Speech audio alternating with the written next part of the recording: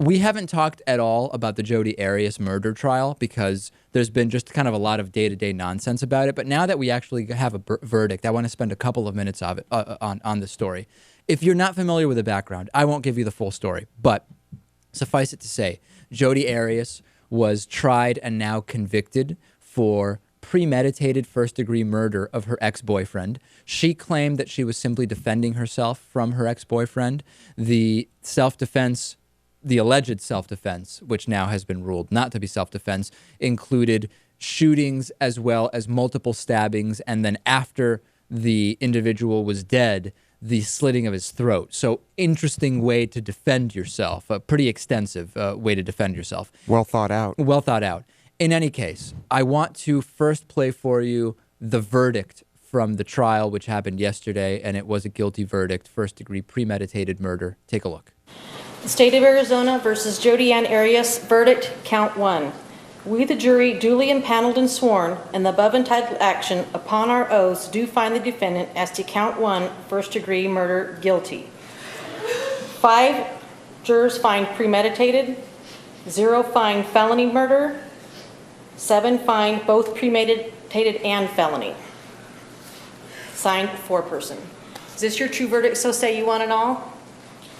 All right. So this means that the self-defense argument did not convince anybody. And I want to really address what I find the most interesting issue about this. Was this trial so popular? There are murder trials all the time, right? Was this trial so popular because of Jodi Arias being a more or less attractive woman?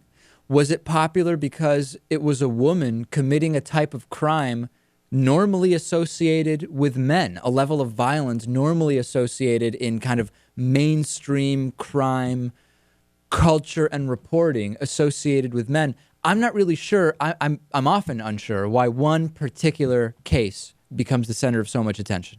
I think it's a combination of two things. One, because she is, I guess you could say, an attractive female, but that has a lot to do with all the pictures that came out after the trial started of her that she put online or whatever. Right. And the other is grisly details of the murder itself. And Pete, that's what people love.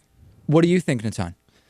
I think it's a combination of the two things both of you mentioned, and also sometimes, it has a life of its own. I don't think we can always explain why it is. I mean, Nancy Grace was covering this like pretty much for months. That's like the only thing she covered. Yeah. Granted, I don't think that's a really serious show, but other networks covered it on and off as well.